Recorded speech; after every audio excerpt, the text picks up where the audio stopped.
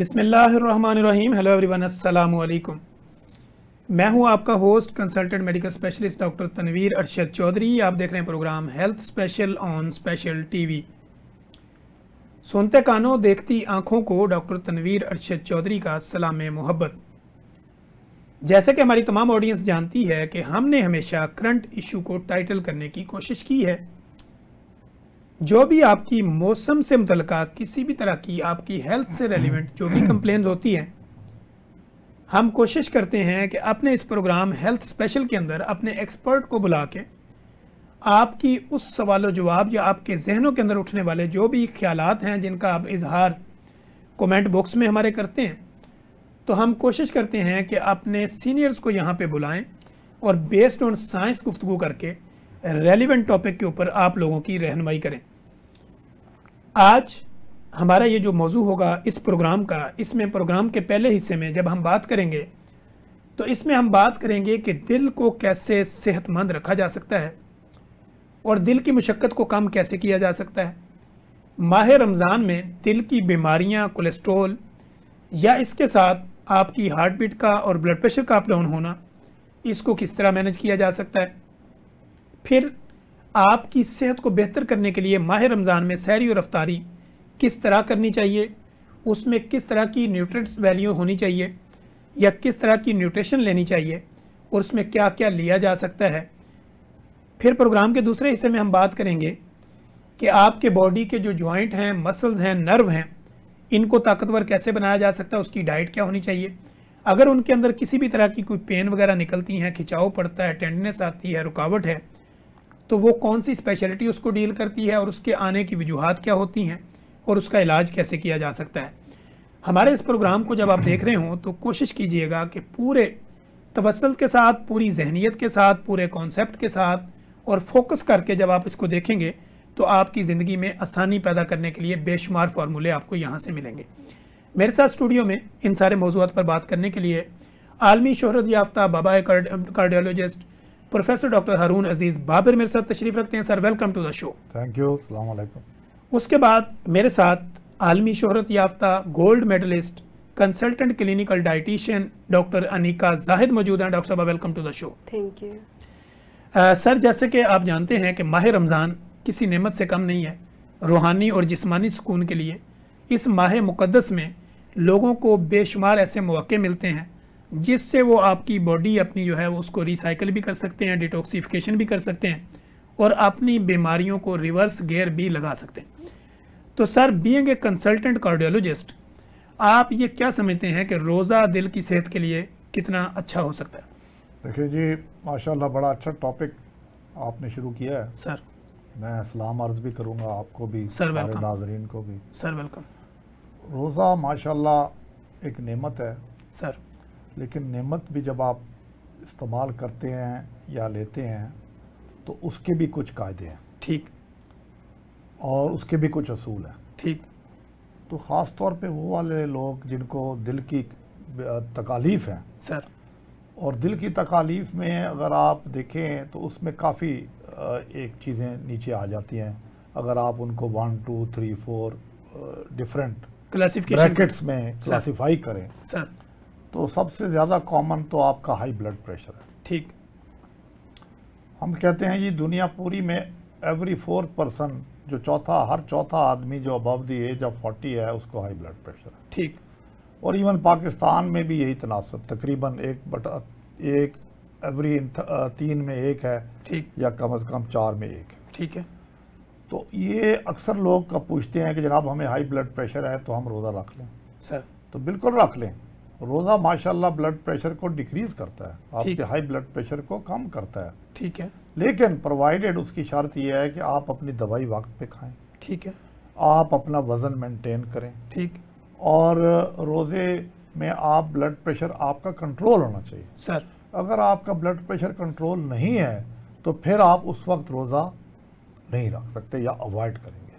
ठीक हो। पहले अपना ब्लड प्रेशर कंट्रोल करें, अपने डॉक्टर के साथ मिलें, अपनी जिसको कहते हैं ना लाइफस्टाइल मॉडिफिकेशन हम शुरू करते हैं उससे। ठीक है। यानी कि आपका वज़न कम कराएं, आपको जो एक्सरसाइज का बताएं, आपको डाइट का बताएं कि यार आपके लिए बेहतर डाइट क्या है। सर, फ्रूट्स हैं, वेजिटेबल्स हैं, सादी ग़ज़ा है, चिकनाई से दूर रहें, सिगरेट से दूर रहें सर। तो ये चीज़ें पहली जो ट्रीटमेंट होती है वो हाई ब्लड प्रेशर की यही होती है। ठीक है। तो अगर फिर भी काम नहीं बन रहा तो फिर हम दवाई देते हैं। ठीक। तो फिर आप रोज़े में यानी कि फास्टिंग करते हैं, पानी भी नहीं पीते, ये ख्याल रखें कि डिहाइड्रेट ना हो सर। और ये भी बड़ा इंपॉर्टेंट है। ठीक है। और ख़ास तौर पे कई लोग डायूरेटिक ले रहे होते हैं ब्लड प्रेशर के लिए, यानी पानी ज़्यादा निकल रहा होता है। ठीक है। तो वो भी रोज़े में ख्याल रखना चाहिए। ठीक है। तो हम कई दफ़ा डायूरेटिक को छोड़ के हम दूसरी मेडिसिन दे देते हैं। ठीक है। तो ये बड़े इंपॉर्टेंट हैं। फिर ब्लड प्रेशर के साथ अगर आपको कोई और साथ प्रॉब्लम है सर तो उसको भी आप गौर करें और डॉक्टर से पूछें, ठीक। क्योंकि वो फिर आपके प्रॉब्लम्स मल्टीप्लाई हो सकते हैं। ठीक है, वो उसके अकॉर्डिंगली आपका शेड्यूल बनाए। शेड्यूल बनाएं। ठीक। तो एज ए ब्लड प्रेशर बजाते खुद कोई आपको नफ़ी नहीं करता बल्कि बेहतर होता है रोज़ा ठीक। रखना। तो इसमें एक तो आपका ब्लड प्रेशर का जिक्र हो गया सर। फिर किसी को दिल की नालियों की तकलीफ है, ठीक है। जिसको हम कहते हैं कॉरोनरी आर्टरी डिजीज़ या इस्कीमिक हार्ट डिजीज़। ठीक है। अगर तो वो स्टेबल है, जिस तरह हम उसको 3-4 चीज़ों में डिवाइड करते हैं कि एक बंदे को लो रिस्क है, एक बंदे को लो टू मॉडरेट रिस्क है, एक को हाई रिस्क है, एक वेरी हाई रिस्क। ठीक है। तो जो लो और मॉडरेट रिस्क के लोग होते हैं उनको तो हम इजाज़त देते हैं कि आप रोज़ा रखें। ठीक है। लो टू मॉडरेट रिस्क आप पूछेंगे क्या है, ठीक है। उसका मतलब ये है कि वो लोग जो स्टेबल हैं, ठीक है। यानी अगर उसको एंजाइना दिल का दर्द होता है तो वो कहता है जी मैं मील चलता हूँ तो उसके बाद होता है सर। और यही हो रहा है मुझे काफ़ी अरसे से, ठीक है। तो वो पेशेंट स्टेबल है। जिसमें लोग ये कहते हैं मेरा दिल बैठ रहा है, जी बैठ नहीं, बोझ पड़ रहा है, बोझ पड़ रहा है या सीने सांस के चढ़ ऊपर। रहा है, तो वो कहता है जी अब पहले तो मेरा 1 मील पे होता था, अब तो मेरा 10 कदम पे हो रहा है, तो वो अनस्टेबल है। ठीक है। तो ये डिफरेंशिएशन है। ठीक है। तो अनस्टेबल मरीज जो है उसके लिए रोज़े के लिए खतरा भी हो सकता है। ठीक है। और फिर वो अपनी दवाई भी वक्त पे लेना उसको चाहिए। ठीक है। तो इसी तरह जिस तरह मैंने पहले जिक्र किया है कि उसकी लाइफस्टाइल को बेहतर करे, अपनी मॉडिफिकेशन, दवाई के अलावा खुराक हो गया, वज़न कम करना हो गया, अगर डायबिटीज़ है तो उसको कंट्रोल में रखना हो गया, ब्लड प्रेशर है तो उसको कंट्रोल में रखे, ठीक। और अगर वो स्टेबल है तो बिल्कुल रखे, ठीक है। और अपनी दवाई वक्त पे खाए। ठीक है। और अगर स्टेबल नहीं है तो फिर मुश्किल है, रोज़ा अवॉइड। हाँ। और ख़ास तौर पे वो लोग जिनको अभी रिसेंटली किसी को हार्ट अटैक हुआ है हफ्ता पहले, 15 दिन पहले, तो वो भी अवॉइड करें। अवॉइड करें। जिन्होंने रिसेंटली कोई स्टेंट एंजियोप्लास्टी या स्टेंट करवाया है वो भी अवॉइड करें। ठीक है। रिसेंटली कोई बाईपास ऑपरेशन हुआ है वो भी अवॉइड करें। ठीक है। तो ये वो कैटेगरी हो गई। ठीक है। इसमें अगर उनकी वेल पावर है हाँ, कि आपको बिल्कुल रखना ही नहीं चाहिए। नहीं, लेकिन इनको अवॉइड करना चाहिए, अवॉइड करना चाहिए, क्योंकि रिसेंटली अभी हुआ है ना, क्योंकि जान बचाना भी फर्ज है ना। हाँ, जान सबसे पहली चीज तो है ना, जान होगी तो रोजे तो फिर रखेगा। बिल्कुल, फिर आप बाद में रोजे रख सकते हैं या उसका अदा भी कर सकते हैं। जी बिल्कुल ऐसे। तो ये एक तो ये कैटेगरी होगी। ठीक। अब तीसरी कैटेगरी ये है कि किसी को हार्ट फेलियर है, यानी कि उसका आप अक्सर सुनते होंगे वो जी दिल फैल गया। हाँ जी। तो दिल फैलने का मतलब यही है कि उसके पट्टे कमज़ोर हो गए हैं दिल के। ठीक है। तो इन लोगों को भी बड़ा देखभाल के रोज़ा रखना होता है। उसमें भी फिर हमने यही कैटेगरी बनाई हुई है कि लो रिस्क है, हाई रिस्क है, वेरी हाई रिस्क है। ठीक। वेरी हाई रिस्क से मुराद है कि वो इसी वक्त भी हार्ट फेलियर में है। ठीक। तो वो किस तरह रोज़ा रखेगा, उसकी जान जा सकती है। उसकी तो जान जा सकती है। ठीक। उसकी भी रिदम डिस्टर्बेंस हो सकती है। ठीक। उसकी दवाई वक्त पे मिलनी चाहिए। ठीक। उसको कई दफ़ा आराम भी करना चाहिए। इसी तरह वो लोग हैं जो कि कंट्रोल्ड है, उसको हार्ट फेलियर पहले हुआ था लेकिन अब वो कंट्रोल्ड है, ठीक, दवाई भी वक्त पे खा रहा है, ठीक, तो वो रोज़ा रख सकता है। ठीक है, लेकिन प्रोवाइडेड वो गा बगैर अपने डॉक्टर से, कंसल्टेंट के साथ कंसल्ट करे और उसकी इजाजत के बगैर ना रखे, मशवरा तो ज़्यादा बेहतर है। बिल्कुल ठीक। तो इसमें आप फास्टिंग में आपको एक ये फ़ायदा भी हो जाता है कि पानी कम पी रहे हैं तो हार्ट फेलियर वाला मरीज़ पानी हम वैसे कहते हैं कम पिए। ठीक है, एक तो ये कैटेगरी है। ठीक है। फिर अब आप आगे चलें तो फिर हम ऐसे पेशेंट्स भी होते हैं जिनको रिदम प्रॉब्लम होता है। ठीक है।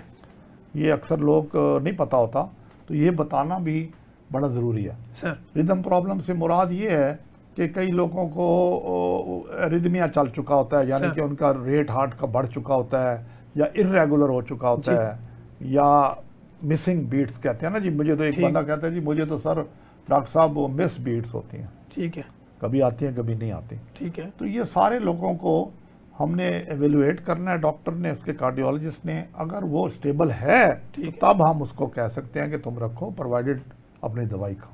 ठीक है। लेकिन अगर वो स्टेबल नहीं है तो वो जानलेवा साबित हो सकता है। ठीक हो गया, तो ये भी बड़ा इंपॉर्टेंट है। ठीक हो गया। अच्छा जी डॉक्टर निका, मैं आपसे ये जानना चाहूँगा कि दिल के मरीज़ों के लिए बेहतरीन सहरी क्या होगी? जैसा कि डॉक्टर साहब ने बताया और बहुत अच्छे तरीके से बताया कि वो पेशेंट जो कि स्टेबल हैं वो रोज़ा रख सकते हैं। अब द क्वेश्चन ये आता है कि ऐसे लोग सहरी में क्या लें या इफ्तार में क्या लें।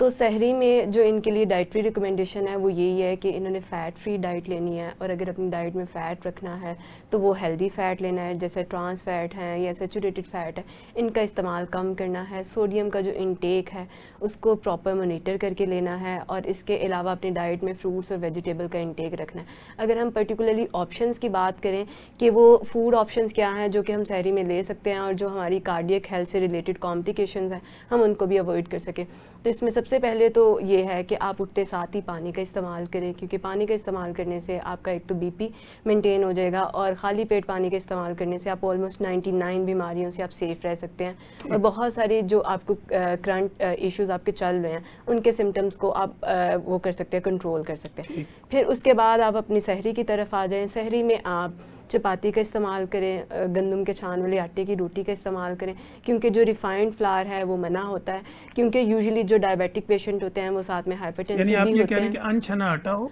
जी जी बिल्कुल, या मल्टीग्रेन आटा हो। जी जी बिल्कुल, ऐसे जैसा कि चक्की का छान वाला आटा होता है, ठीक है, जिसमें फाइबर अच्छी खासी मकदार में हो। इसका फ़ायदा ये होगा कि आपको फीलिंग ऑफ फुलनेस भी आएगी, मतलब बार बार जो भूख लग रही होती है या अननेसेसरी क्रेविंग्स हो रही होती हैं वो भी नहीं होगी, और आप सारा दिन एनर्जेटिक महसूस करेंगे। फिर इसके साथ आप कोई सा भी रूटीन का बना हुआ जो भी आपका सालन है वो आप ले सकते हैं अपने टेस्ट के अकॉर्डिंगली, लेकिन वो जो सालन है उसके ऊपर ऑयल नहीं होना चाहिए।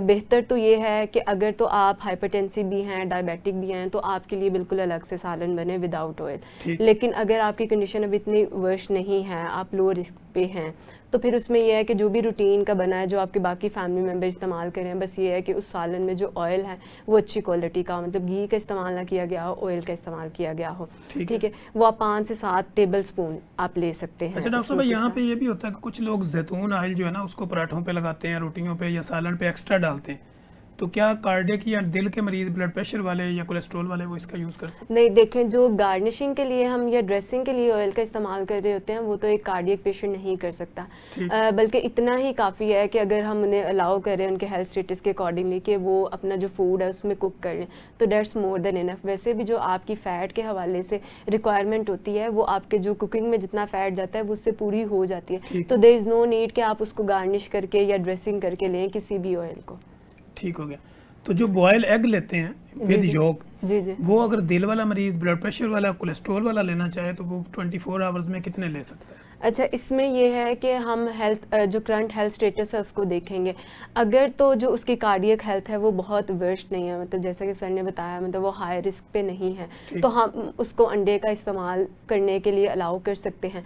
बट द कंडीशन इज़ कि उसका जो कुकिंग मेथड है वो बहुत मैटर करता है, मतलब अगर वो फ्राइड ले रहा है या डीप फ्राई करके उसको ले रहा है तो ये चीज़ मना होती है। अगर आप बॉयल एग ले रहे हैं, उसको विदाउट योग ले रहे हैं, सिर्फ एग वाइट का इस्तेमाल कर रहे हैं, तो इट्स टोटली सेफ। इसी तरह से जो हाइपरटेंसिव पेशेंट है उसके लिए भी यही गाइडलाइंस है। अगर तो आपका बीपी फिलहाल हाई है और आप साथ में अंडे का इस्तेमाल करना चाहें तो दैट्स नॉट रिकमेंडेड, लेकिन अगर आप हाइपरटेंसिव हैं लेकिन आपका बीपी कंट्रोल है और आप अपनी डाइट में अंडे का इस्तेमाल करना चाह रहे हैं तो आप कर सकते हैं। अगेन उसमें भी कुकिंग मेथड बहुत मैटर करेगा।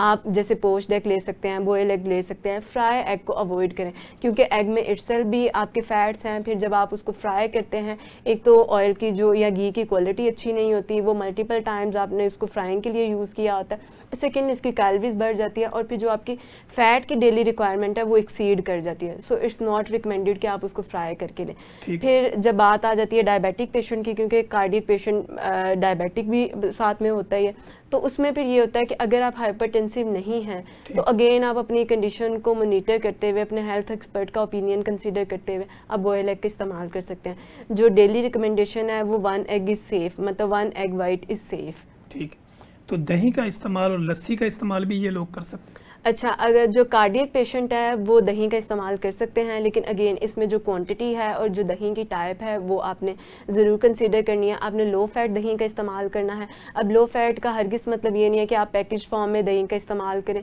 लो फैट का मतलब ये है कि आप दही को घर बनाएं। एक तो आपको पता होगा, ऊपर वाला फिर जी जी, उस दूध का दही बनाएं जिससे आपने बलाई उतार ली हो, और फिर उस दही से आप जो बलाई वाला हिस्सा है वो उतार लें, ठीक है। तो ये जो आपका पीछे दही बचेगा ये सिर्फ प्रोटीन ओरिएंटेड दही होगा, तो इसमें फ़ैट नहीं होगा, ये लो फैट दही होगा। आप इस दही का इस्तेमाल कर सकते हैं, 100 ग्राम तक आप इस्तेमाल कर सकते हैं सहर में।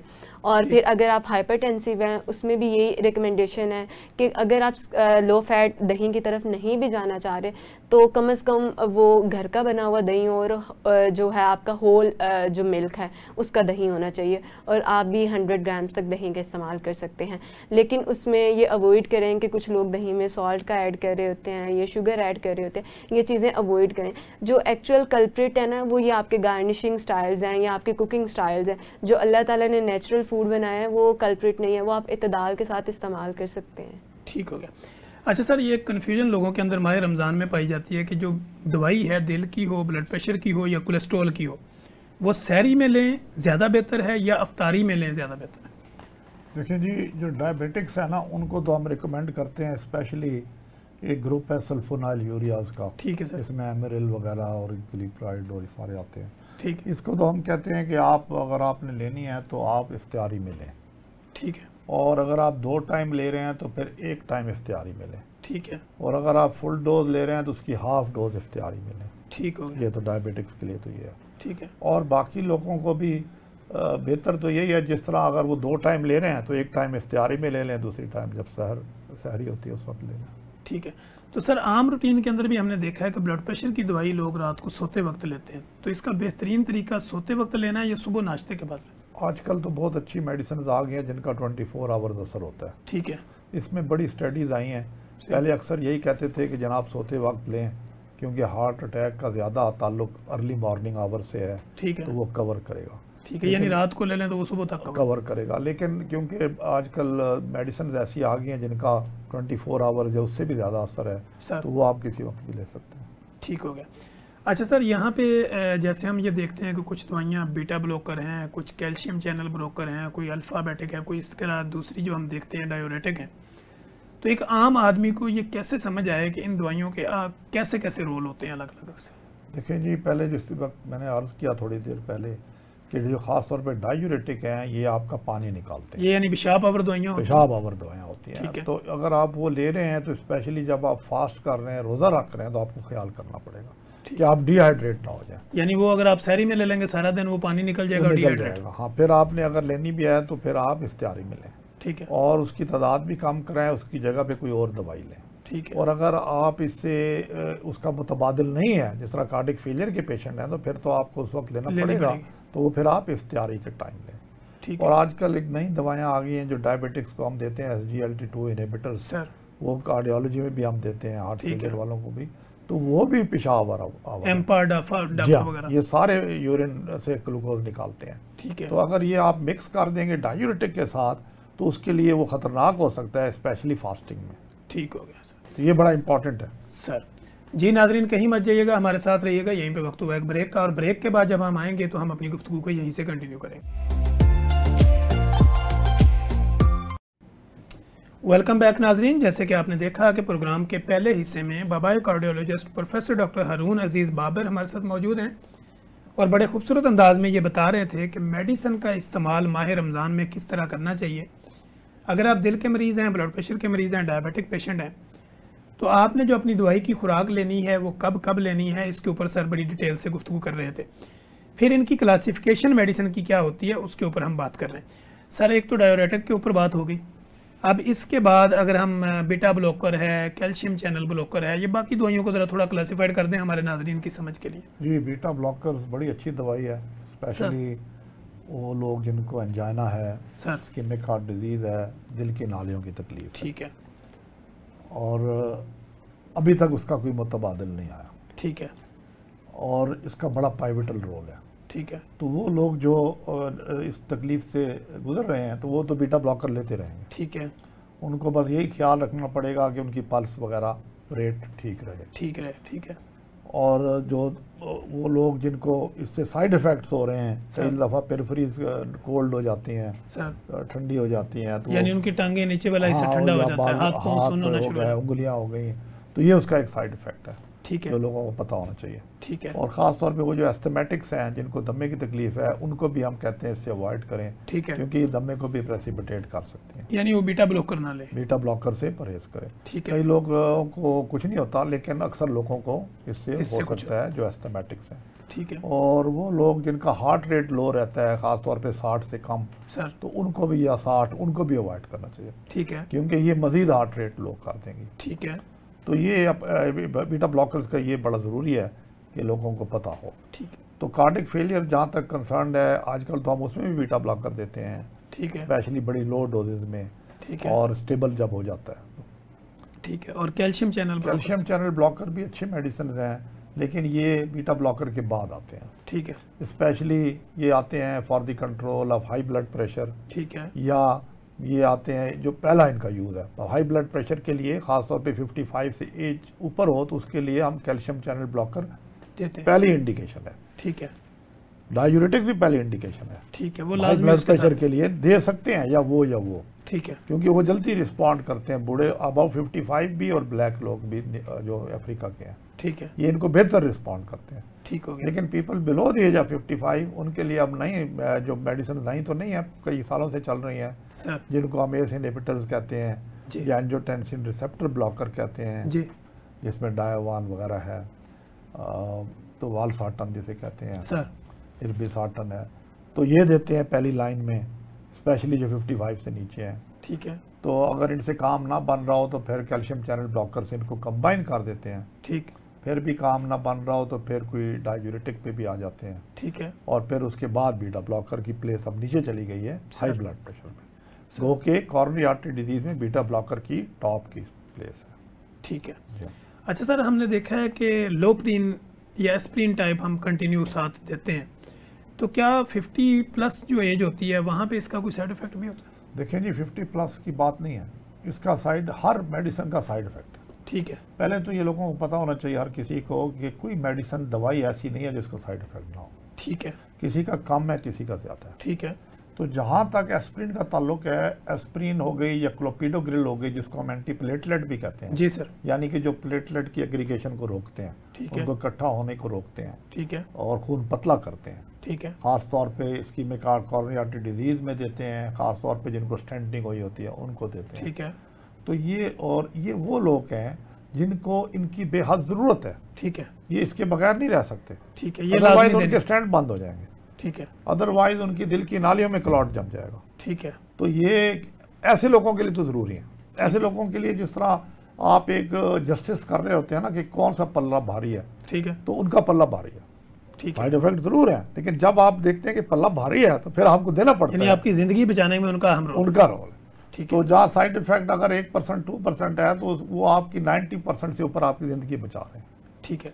तो उसमें साइड इफेक्ट क्या होता है, कई लोगों को गैस्ट्राइटिस हो जाता है, मैदे की जलन हो जाती है, इवन अल्सर तक काज कर सकते हैं। जी बिल्कुल। ब्लीडिंग भी कर सकती है एस्प्रिन। ठीक है। तो इसलिए हम जिसको जरूरत नहीं है उसको नहीं देते, चाहे वो 50 साल का है, चाहे वो 70 साल का है। लेकिन जहाँ जरूरत है वहाँ पे, जहाँ जरूरत है हम उसको देते हैं, चाहे वो 40 साल का है।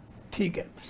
अच्छा डॉक्टर निका, हम आपसे अब ये जानेंगे कि जैसे आपने सहरी की बात की, अब हम ये बात करते हैं कि दिल के मरीज़, ब्लड प्रेशर के मरीज़, हाई कोलेस्ट्रोल वाले मरीज़ जो है वो अपनी अफ्तारी का आगाज़ कैसे करें, और अफ्तारी में क्या ऐसी चीज़ें रखें कि जो उनके लिए कोई किसी तरह का नुकसान भी ना दें और उनकी सेहत के लिए हेल्पफुल हो। जो अफ्तारी का आगाज़ है वो हर पेशेंट, चाहे वो डायबिटिक है या हाइपरटेंसिव है, तो वो सुन्नत के तरीके से ही करेंगे, क्योंकि सारा दिन का आपका रोज़ा होता है। ये बॉडी इज़ डिमांडिंग कि कोई ऐसी चीज़ मिले जो इंस्टेंट सोर्स ऑफ एनर्जी हो, और फिर इस टाइम पर जो चीज़ खाई जाती है ना, वो कोई ऐसी चीज़ होनी चाहिए कि जो कि रिच इन न्यूट्रिएंट्स हो, क्योंकि उसकी जो एब्जॉर्प्शन है ना वो बहुत अच्छे तरीके से होनी होती है। सो फॉर कार्डियक पेशेंट और फॉर हाइपरटेंसिव पेशेंट, दोनों के लिए जो रिकमेंडेशन है वो यही है कि आप खजूर के साथ अपने रोज़े को अफ्तार करें।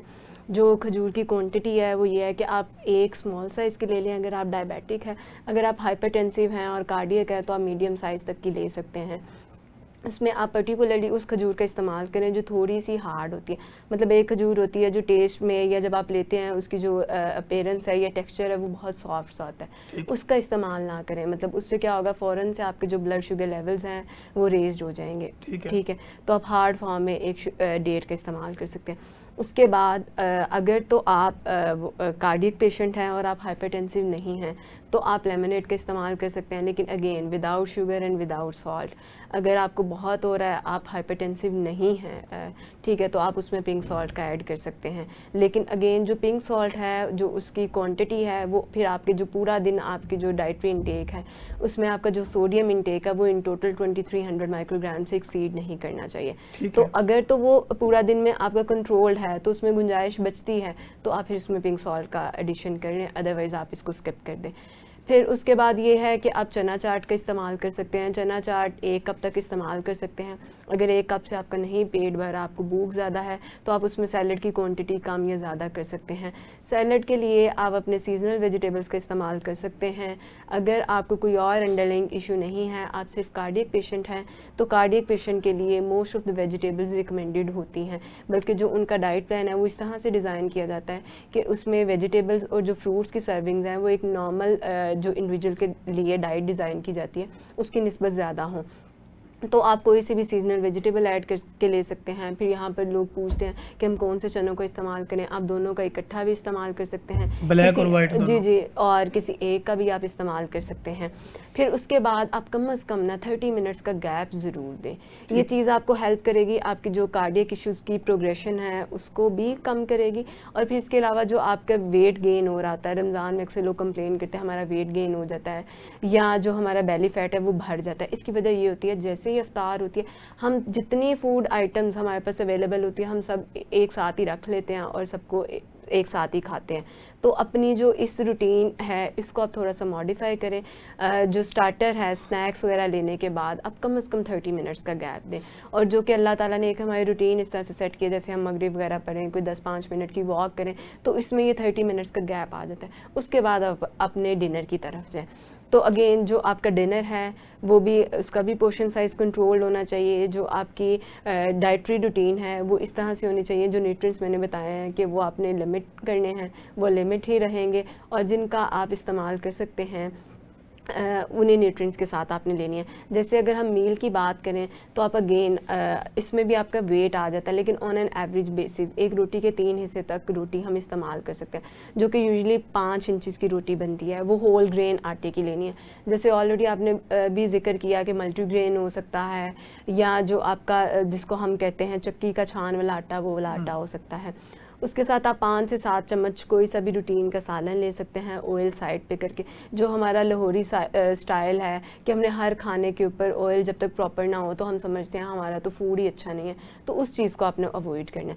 इसके साथ अगेन आप सैलड लें। यहाँ पर रात के टाइम सैलड लेने से कुछ लोगों को ये कंप्लेन हो सकती है, ब्लॉटिंग हो सकती है या एब्डोमिनल डिस्कम्फर्ट हो सकता है। तो जो ये वाली सैलड है जो आपके डिनर में है ये एज़ पर टॉलरेंस होगी। मतलब अगर आपको सूट कर रही है तो आप ले लें, 90% लोगों को सूट कर जाती है। 10% को अगर इशू कर रही है तो आप उस पर लेमन स्क्वीज़ कर लें, लेमन ऐड करके ले लें। अगर फिर भी इशू कर रही है तो उसका सोल्यूशन यही होगा कि आपने सैलड को मिस कर देना है। ठीक है डॉक्टर साहब, रोज़ों में लोग अक्सर ये कंप्लेन करते हैं कि हम सहरी के बाद जो बाकी टाइम होता है ना, सारा दिन उनको गैसेस पास आउट होती रहती हैं, उनके वज़ू बार बार टूटते रहते हैं, तो इससे बचाव कैसे मुमकिन है? अच्छा, इसमें यह है कि आपने लो शुगर फूड्स का इस्तेमाल करना है, और फिर अगर आपको कोई ऐसा गैस्ट्रिक इशू चल रहा है जिसमें आपको ये फ्लैचुलेंस या ब्लॉटिंग जैसी कंप्लेंट्स रहती हैं, तो उसमें आपने जो कार्बोहाइड्रेट्स प्रोडक्ट्स हैं ना, जो जिनमें सिंपल कार्बोहाइड्रेट्स हैं, वो आपने लिमिट करनी है। इससे आपकी ये कंप्लेंट सेटल हो जाएगी। और दूसरा इसमें आ जाता है कि आप जो फाइबर है ना उसको डिवाइडेड डोजेज में ले लें। मतलब ये नहीं है कि फ़ाइबर को एक ही सिटिंग में आप कंज्यूम कर लें, उसको जो पोर्शन साइज़ है वो डिवाइड कर लें, तो ये इशू सेटल हो जाता है। ठीक है। अच्छा सर, मैं आपसे ये जानना चाहता हूँ कि सेंट्रल ओबेसिटी जो होती है इसका भी कार्डियक डिजीज़ के साथ कोई लिंक होता है? जी, बहुत बड़ा लिंक है। Central obesity is the one of the main risk factors. ठीक है, अगर आपका पेट निकला है, टम्मी निकला हुआ है, ये आपकी एडिपोज टिश्यू में जिसको कहते हैं ना विसरल फैट, ये सारा विसरल फैट आ जाता है। ठीक है, तो ये तो हमने जो पहले हम कहते थे ना जनाब आपकी वेस्ट इतनी होनी चाहिए, अब हम कहते हैं, एक पहले कहते थे वेस्ट टू हिप रेशो, अब हम कहते हैं जनाब जो आपकी वेस्ट है और ये जो रेशो है इसको आप कंपेयर करें with your height as well. ठीक है। तो ये बड़ा इंपॉर्टेंट है, क्योंकि इसको अगर आप ख़त्म नहीं करेंगे तो ये आपके कार्डियक डिजीज़ की तरफ ले जाएगी, ये आपको हाई ब्लड प्रेशर की तरफ ले जाएगी, ये आपको डायबिटीज़ की तरफ ले जाएगी। ठीक है। ये सारा फैट आपका जमा हुआ है और ये पहले खतरनाक फैट है। पहले ये कहते थे ना कि सेंट्रल जो आपका पॉइंट है पेट का, यहाँ से अगर आप इंची टेप के साथ मापे तो मर्द का 36 इंच से ऊपर नहीं होना चाहिए और औरत का 32 से ऊपर नहीं होना चाहिए। तो क्या ये करेक्ट है? जी बिल्कुल करेक्ट है, 36 और 34 दिया गया है। ठीक। तो बेहतर तो यही है, लेकिन हमारी जो ख़ास तौर पे यहाँ की पॉपुलेशन है ईस्ट की और ख़ास तौर पे साउथ एशिया की, इनमें तो और भी कम होना चाहिए। ठीक है। उसकी वजह ये कि हमारा फ्रेमवर्क उस तरह नहीं है जिस तरह वेस्ट का है। ठीक है। तो इसमें तो और भी कम होना चाहिए। ठीक है। तो ये आपका एक बड़ा, this is one of the main risk factors. ठीक है। तो इसके ऊपर आजकल तो सारी साइंटिफिक जो हो रही है रिसर्च इसी पे हो रही है। ठीक है। और वो कहते हैं इसको कम से कम करें, क्योंकि ये आपको उसमें ले जाएगा। दूसरी चीज़ मैं आपको मेंशन करना चाहता था कि जिस तरह दवाइयों का जिक्र मैं पहले कर रहा था सर, रमज़ान में ख़ास तौर पे एक एस्प्रिन का, क्लोपिडोग्रिल का, जो कि खून पतला करते हैं, इस तरह एंटीकोगुलेंट्स हैं। ठीक है। जो खून पतला करते हैं, स्पेशली उन लोगों में जिनकी रिदम डिस्टर्बेंस है। ठीक है। एट्रियल फिब्रिलेशन है, रेगुलर पल्स है, या जिनको खुदा न खासा फालिज का ख़तरा है। ठीक। जिनके करोटिड आर्टरीज में जमे हुए हैं प्लाक्स कोलेस्ट्रॉल के। ठीक है। तो इनके लिए भी, और या जिनको कोई TIA या स्ट्रोक हो चुका है फालिज का, तो इनके लिए भी ज़रूरी होता है, कई दफ़ा एंटीकोगुलेंट्स अक्सर देते हैं अगर इन्फेक्शन हुआ है। ठीक है। तो एंटीकोगुलेंट्स को जब आप नहीं लेंगे या मिस कर जाएंगे तो वो जानलेवा साबित हो सकता है। ठीक है। स्पेशली रमज़ान में। ठीक। तो ये भी बड़ा एक देखभाल के करना चाहिए। ठीक है।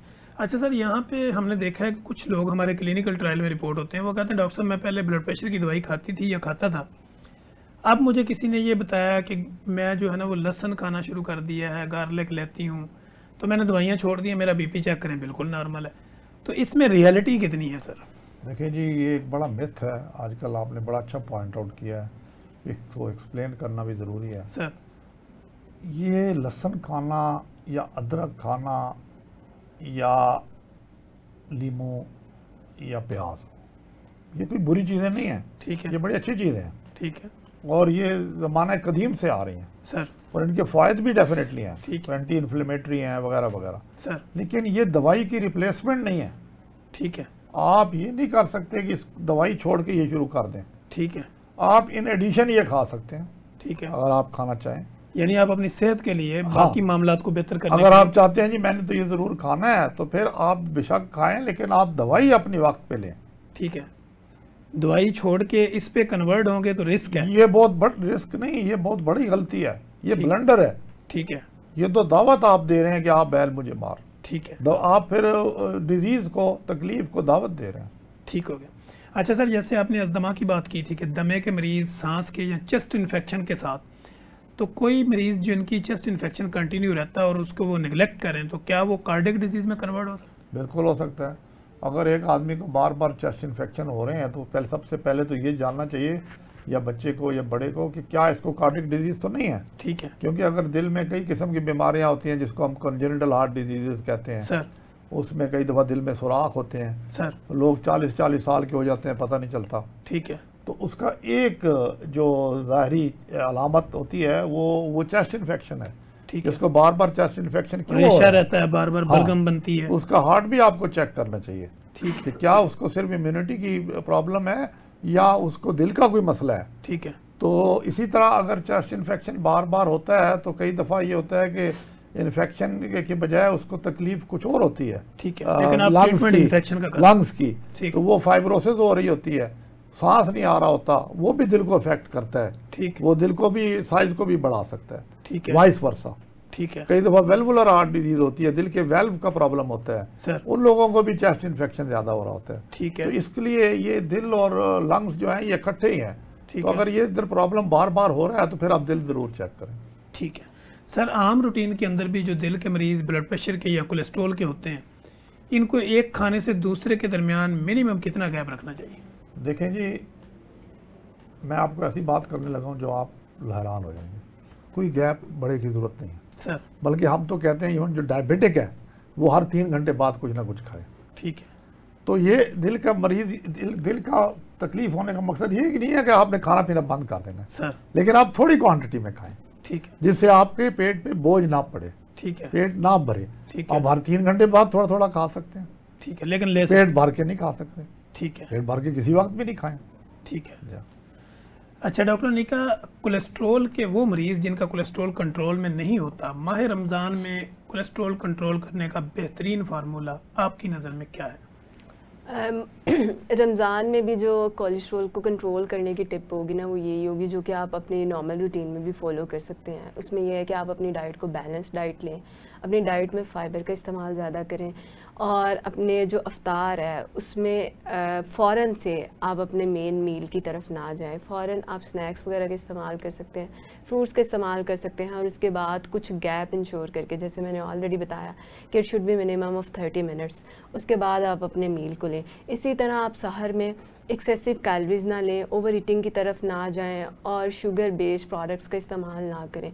इससे आपका जो कोलेस्ट्रॉल है वो मैनेज हो जाएगा। और अगर हम रेमेडी की बात करें कि हम क्या ऐसी रेमेडी लें जिससे हमारे जो कोलेस्ट्रॉल है वो जो उसकी वैल्यूज़ डी रेंज हुई हैं वो बेहतर हो जाएं, तो इसके लिए ये है कि आप एप्पल साइडर विनेगर का इस्तेमाल कर सकते हैं, लेकिन एम्प्टी स्टमक इस्तेमाल कर सकते हैं। लेकिन इस रेमेडी को इस्तेमाल आप इस तरह से कर सकते हैं कि आप 2 to 4 tablespoon Apple cider vinegar 1 cup पानी में ऐड करके लें, या आप 1 कप नीम गर्म पानी में 1 teaspoon chia seeds empty stomach इस्तेमाल करें। लेकिन अगेन इन रेमेडीज़ को इस्तेमाल करने से पहले आप अपने हेल्थ एक्सपर्ट का ओपिनियन ज़रूर लें, वो जो आपकी हेल्थ को देखे, कोई और अंडरलाइंग इशू तो नहीं है, कोई कोमॉर्बिडिटी तो नहीं है, मतलब कि कोई और डिजीज़ तो नहीं है, तो उसके अकॉर्डिंगली फिर आप इस्तेमाल करें। ठीक है डॉक्टर साहब, मीठे की क्रेविंग जो है वो हमारे मुल्क की कौमी बीमारी है कि हर बंदा जो ना मीठे का शौकीन है, और मीठे के क्रेविंग को कम कैसे किया जा सकता है और फिर मोटापे को कंट्रोल कैसे करें? अच्छा, ये जो मीठे की क्रेविंग है ना, सबसे पहले तो इसको रूल आउट किया जाएगा कि ये क्यों हो रही है। यूजुअली ये तब होती है 85% जब आपकी इंसुलिन रेजिस्टेंस की तरफ आप जा रहे होते हैं। और आप जैसा कि मतलब हमने अपने क्लिनिकल ट्रायल्स में देखा है, वो लोग जो कि ओबीस हैं या ओवरवेट हैं या पीसीएस के पेशेंट हैं, तो वो लोग आपको ये खुद से कंप्लेन करेंगे कि पहले हमें नहीं होती थी, मतलब जैसे जैसे उनका वज़न बढ़ता है उनकी बॉडी में फ़ैट सेल ज़्यादा बढ़ जाते हैं, तो इंसुलिन रेजिस्टेंस की तरफ वो जाते हैं, तो जिस वजह से उन्हें इस कंप्लेन का सामना करना पड़ता है। और जितनी प्रोग्रेशन इस डिज़ीज़ में होती जाती है, मतलब इस इशू में होती जाती है, उतनी ही आपकी क्रेविंग वर्स्ट होती जाती है। तो पहले तो आप रूल आउट करेंगे कॉज क्या है, और उस कॉज को आप ट्रीट करेंगे। लेट्स सपोज कि आप कोई फीमेल को हो रहा है ऐसा, ठीक है, तो फीमेल को पीसीएस चल रहा है, तो आप पीसीएस को ट्रीट करेंगे।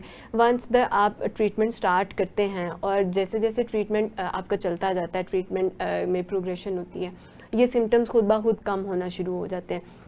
और जब आपका ये इशू ट्रीट हो जाता है बिल्कुल, तो पेशेंट खुद से आकर ये बताते हैं, ये चीज़ रिपोर्ट करते हैं, उनकी जो क्रेविंग्स थी वो भी बिल्कुल ख़त्म हो जाती है। ठीक है, तो इसमें ये चीज़ आ जाती है कि आप रूल आउट करें, और अगर आपने रूल आउट कर लिया और उसके बाद भी उस पीरियड के लिए जब तक आपको ये डॉक्टर निका, इंशाल्लाह नेक्स्ट प्रोग्राम में हम जो है बाकी डिटेल गुफ्तगू करेंगे। Sir thank you so much, आपने टाइम दिया, बड़े खूबसूरत और मुदल्लल अंदाज में गुफ्तगू की। डॉक्टर निका आपका भी शुक्रिया, आपने बड़े ज़बरदस्त अंदाज के अंदर हमारे नाजरीन के लिए आसानियाँ पैदा करने की भरपूर कोशिश की।